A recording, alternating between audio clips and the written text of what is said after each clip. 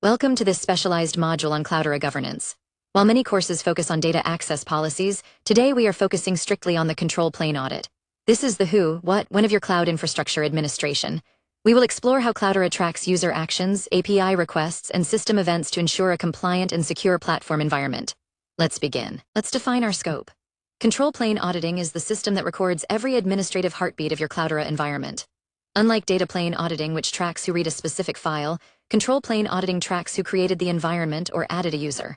Its purpose is threefold: tracking interactive logins when users access the console, logging API requests made via CLI or SDK, and recording service events that occur in the background. This forms the backbone of your infrastructure governance. This diagram illustrates the three input streams for control plane auditing. At the top, the admin user initiates an action. If they use the GUI, it generates an interactive event, Node 1. If they use the CLI, it generates an API request, Node 2.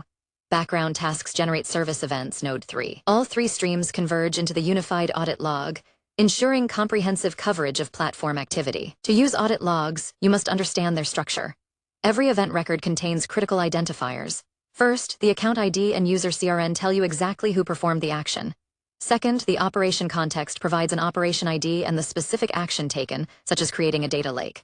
Finally, the record includes the status and state, indicating if the action was successful or providing a failure reason if it failed, along with the internal state of the resource at that moment. This class diagram breaks down the audit event object. The central box represents the audit event structure with fields like account ID, user CRN, and status.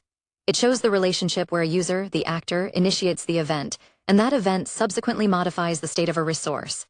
This structure allows you to trace any infrastructure change back to a specific user and timestamp. Let's zoom in on API request events. These are triggered every time a command is sent to the control plane via the CDP CLI or SDK. For example, when you run CDP environments createos environment, an API event is logged. This log captures not just the command, but the input parameters provided, such as the region or credential name used.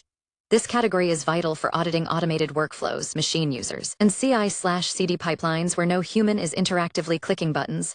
This sequence shows the lifecycle of an API audit. The CDP CLI initiates a post request to the control plane API. Immediately, the API service writes a log, API request event to the audit log system. Only after the log is acknowledged does the API return the response with the operation ID to the user. This ensures that no API action goes unrecorded. Contrasting with API requests or service events, these track the long-running background tasks. For example, if you trigger a backup, the system generates service events as it moves through stages. The logs provide granular detail, showing the success of internal subtasks like Atlas Janus table creation or Ranger audits collection. Crucially, if a process dies, the service event record contains the failure reason, making these events your primary source for root cause analysis during infrastructure failures. This state diagram represents a long-running operation. It starts at requested and moves to in progress. As the system works, it emits intermediate service events, audit step 1, audit step 2. The path forks at the end. If a step errors, it logs a failure reason and moves to failed. If all steps complete, it logs a successful status. This chain of events reconstructs the history of a complex operation. How do you retrieve this data? The primary tool is the CDP CLI. You use the command CDP environments get operation. When you trigger an action, you receive an operation ID. You feed this ID back into the get operation command to poll for status or review history. The output is a JSON object that gives you the precise start and end times, the user CRN who initiated it, and the success status. This is how admins verify if a requested infrastructure change has actually propagated. This flow shows the interaction loop. Step 1, admin submits a task. Step 2, CDP API returns an operation ID. Step 3, admin queries that specific ID using getOperation. Step 4, the system returns the detailed audit JSON. This loop is the standard pattern for programmatic auditing in Cloudera. Where does this data live?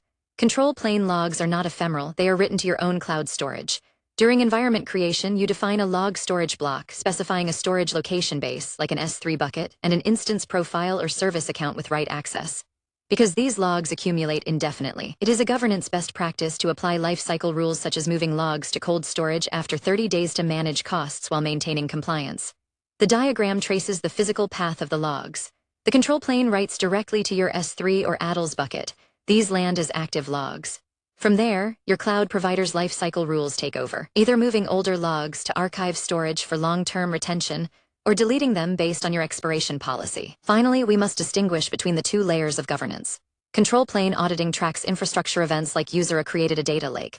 Data plane auditing, managed by Ranger and Atlas, tracks data events like user ran a select query on Hive TableB. Do not confuse them. If you need to know who deleted a cluster, check the control plane audit. If you need to know who read a sensitive PII column, check the Ranger audit. A robust governance strategy aggregates both. This comparison chart splits governance into two domains. On the left is the control plane path, handling infrastructure changes and user management. On the right is the data plane path, where Ranger audit logs granular actions like SQL queries and file access.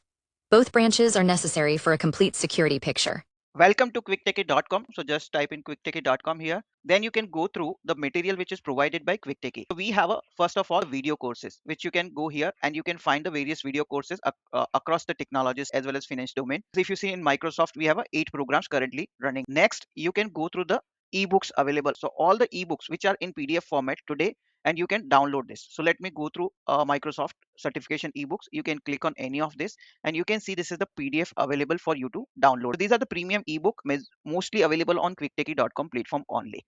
Now the second part is exam simulator. As we primarily focus on the all technology companies and finance domain certification preparation material, so this is company wide listed here and you can go through this. So let me go through the Microsoft one again. You can see these are all Microsoft related certification. AB 730 exam, if you open it, so you can see here this, and all the practice papers are available here. Today we have a 5 practice paper. So click on the first practice paper. It would load the questions. You can answer this question. This is way you can answer it and you can move to the next question.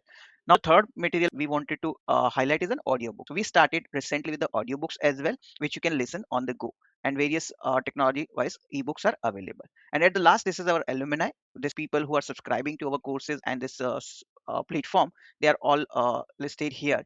And at the end, I wanted to tell you, if you find any course or training or certification preparation material which you want to get us prepare for yourself, please put on the comment section. If you're watching on YouTube, on Udemy, or on this platform itself, quicktechie.com, then please put the comment, or you can even send an email to using this contact us options here. You can directly do the WhatsApp message. You can call us on this numbers as well.